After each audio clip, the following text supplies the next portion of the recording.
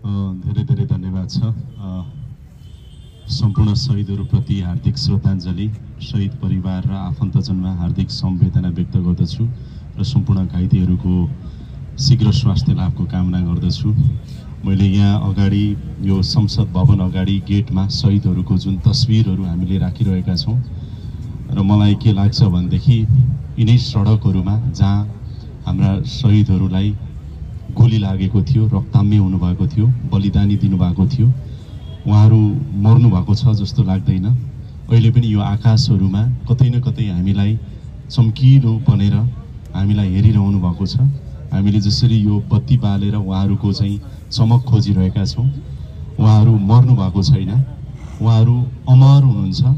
र म शहीद परिवार जो हुनुहुन्छ, तपाईहरू महान हुनुहुन्छ, जसले जन्माउनु भयो, जसको दाजुभाइ दिदीबहिनी हाम्रा छोराछोरीले बलिदान दिए, त्यो परिवार सधैँ विशिष्ट रहनेछ, महान भएर रहनेछ, भविष्यले पनि सधैँ यहाँहरूलाई सम्झनेछ।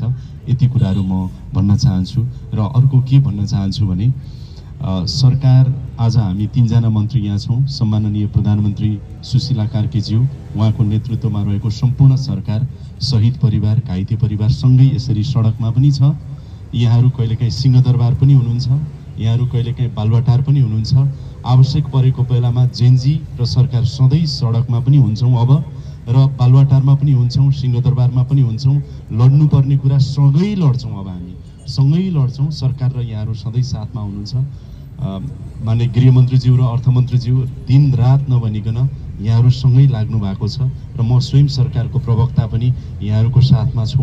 र के भन्न चाहन्छु भने एउटा चाहिँ मेरो मन्त्रालयको तवरमा शहीदहरूलाई अमर बनाउन हामी आज यसरी दीप प्रज्वलन गरिरहेका छौँ, उहाँहरूको बलिदानी सम्झिरहेका छौँ।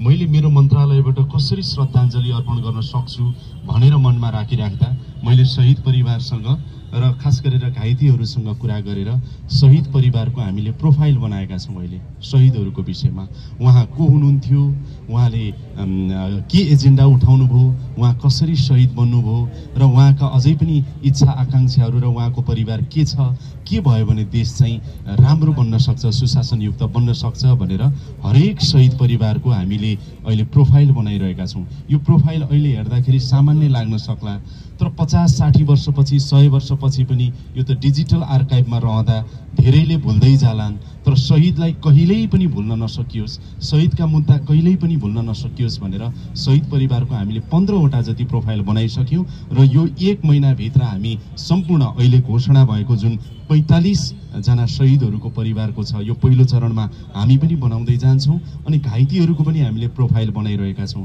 ताकि इतिहासमा, भोलि बन्ने इतिहासमा शहीदहरूलाई कहिल्यै पनि र कसरी पनि भुल्न नसकियोस् र उहाँहरूलाई अमर बनाइराख्न सकियोस्। र खास गरेर सुशासन र भ्रष्टाचार नियन्त्रणको सन्दर्भमा उहाँले उठाएका आवाजहरू यो संसद भवनतिर फर्केर यहाँहरूले हेरिराख्नुहोस्। यहाँ उहाँहरूले प्रश्न गरिराख्नु भएको छ बलिदानी दिँदै गर्दा कि सुशासन र भ्रष्टाचारमा के गर्छौ भनेर।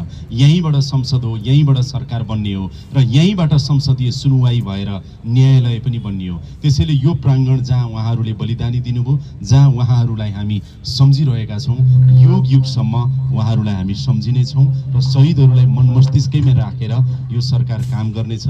र सधैँभरि सडकमा होस्, सरकारमा होस्, शहीद परिवार, घाइते परिवार र जेनजी मुभमेन्टसँग हामी सधैँभरि साक्षात्कार रहेर सँगै चाहिँ यो अभियानलाई अगाडि बढाउनेछौँ। म यति प्रतिबद्धता व्यक्त गर्छु र फेरि पनि शहीदहरूप्रति हार्दिक श्रद्धाञ्जली र परिवारमा समवेदना र घाइतेहरूको शीघ्र स्वास्थ्य लाभको कामना गर्छु।